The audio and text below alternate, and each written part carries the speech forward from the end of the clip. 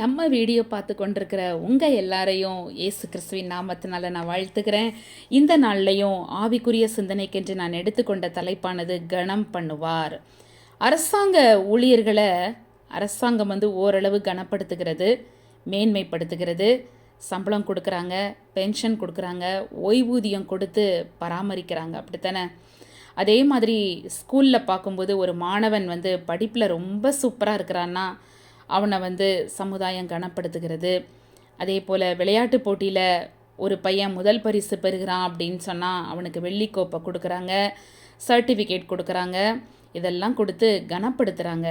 சுதந்திர தினத்தில் தேச தியாகிகளை அரசாங்கம் கனப்படுத்துது. இதெல்லாம் உலக பிரகாரமாக நடக்கக்கூடிய கனம், மேன்மை. இயேசு கிறிஸ்துவும் வேதம் சொல்லப்பட்டிருக்கிறது. யோவான் 12:26 ஒருவன் எனக்கு ஊழியம் செய்தால் அவனை பிதாவானவர் கனம் பண்ணுவார் என்று. பிதாவினால் கனம் பண்ணப்படுவது எவ்வளோ மேன்மையானது, அப்படி தானே? அன்றைக்கு அகாஷ்வேரு ராஜாவுடைய அந்த கேள்வியானது, ராஜா கனம் பண்ண விரும்புகிறவனுக்கு செய்ய வேண்டியது என்ன அப்படின்னு கேட்குறாரு. அதற்கு கிடைச்ச பதில் என்ன?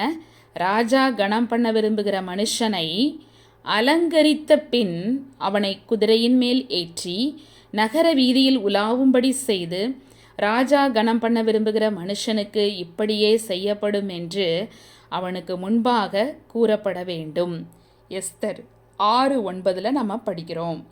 ஒரு ராஜாவே ஒரு மனுஷனை இவ்வளோ கனம் பண்ணினா தமக்கு ஊழியம் செய்கிறவர்களை கர்த்தர் எவ்வளவு அதிகமாக கனம் பண்ணுவார் இல்லையா? டிஎல் மூடி அவங்களுடைய பக்தனுடைய ஆரம்ப காலத்தில் ஓய்வு நாள் பாடசாலைக்கு என்ன பண்ணாராம், பிள்ளைகளை அழைச்சி கொண்டு போகிறதான் அவருடைய ஊழியமாக இருந்துச்சான். ஆனால் அந்த வேளையில் அவர் உண்மையும் உத்தமமாய் செய்தாராம். அதற்கு பிறகு பிற்காலத்தில் கர்த்தர் அவரை ரொம்ப வல்லமை உள்ள தேவனுடைய மனுஷராய் உயர்த்தினதை நமக்கு தெரியும். ஐரோப்பா கண்டத்தை ஒரு கையிலையும் அமெரிக்காவை மறு கையிலையும் ஏந்தி சிங்காசனத்திற்கு முன்பாக உயர்த்தி கொடுக்கக்கூடிய தெய்வீக பலனுள்ளவராய் அவர் விளங்கினார். பெயர் புகழோடு கர்த்தர் அவரை கனம் பண்ணினார். இன்றைக்கும் கூட இதை கேட்டுக்கொண்டிருக்கிற எனக்கன்பானவர்களே, தேவன் உங்களை அதிகமாய் கனம் பண்ணுவாராக, மேன்மைப்படுத்துவாராக. அந்த உலகத்தின் ஆவிக்குரிய மற்றும் உங்களை ஃபிசிக்கலாக வேர்ல்டியாக எல்லா காரியத்திலையும் அவர் உங்களை கனப்படுத்த ஆயத்தமாக இருக்கிறார். தேவன் தாமே உங்கள் ஒவ்வொருவரையும் கனப்படுத்துவாராக, மேன்மைப்படுத்துவாராக. நாம் ஜெபிப்போமா?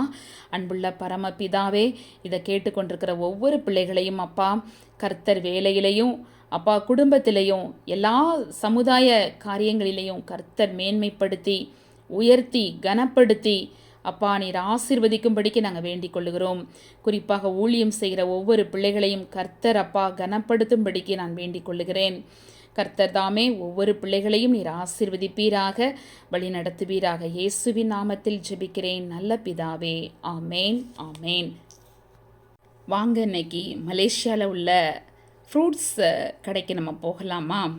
வாங்க, நல்ல சூப்பரான ஏரியா, ரெண்டு பக்கமும் நல்லா பசுமையாக அழகாக இருக்கிறது. இப்போ பழக்கடைக்கு வந்துட்டோம். நீங்கள் பார்க்குறது ரம்புட்டான் அப்படின்ற பழம், நம்ம எல்லோரும் சாப்பிட்ருப்போம்.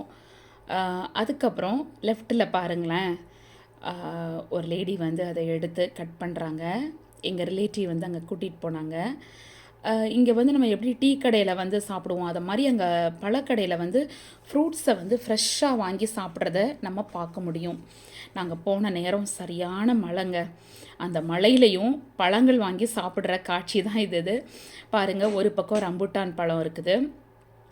இது தூரியன் அப்படின்னு சொல்லக்கூடிய ஒரு வகையான பழம். இது மலேசியாவில் அதிகமாக கிடைக்கிறதா சொல்கிறாங்க. நம்ம நாட்டில் கிடைக்கிறத விட மலேசியாவில் ரொம்ப அதிகமாக இருக்குது. பாருங்கள், பலாப்பழத்தினுடைய அந்த சுளைகள் போல் அது காணப்படுது. பட் குறைவாக தான் இருக்குது, சின்ன சைஸில் தான் அது காணப்படுது. பலாப்பழம் மாதிரி பெருசாக கிடையாது. இங்கே பார்க்குறீங்க இல்லையா, இது ஒரு சாஃப்டாக மாவு போல் காணப்படுது. நல்ல மழை அடிச்சிட்ருக்குது. அந்த மழையிலையும் நாங்கள் இறங்கி அழகாக பழக்கடைக்கு போயிட்டு நல்ல ஃப்ரெஷ்ஷாக வாங்கி கட் பண்ணி சாப்பிட்டோம். நாங்கள் இந்த தூரியன் பழம் எனக்கு ரொம்ப அந்த டேஸ்ட் பிடிக்கலை. பட் எங்கள் ஃபேமிலி மெம்பர்ஸ் எல்லோரும் விரும்பி சாப்பிட்டாங்க. அந்த கடையிலேயே சில ஸ்நாக்ஸ் ஐட்டம் இதெல்லாம் வச்சுருந்தாங்க. பழங்கள்லே வித்தியாசமான போண்டா வகைகள்லாம் செஞ்சு வச்சுருந்தாங்க. அப்புறம் அதை சாப்பிட்டுட்டு அப்படியே கிளம்பி வந்தோம். இந்த தூரியன் பழம்னு சொல்லக்கூடியது வந்து ரொம்ப ரொம்ப சூப்பரானது.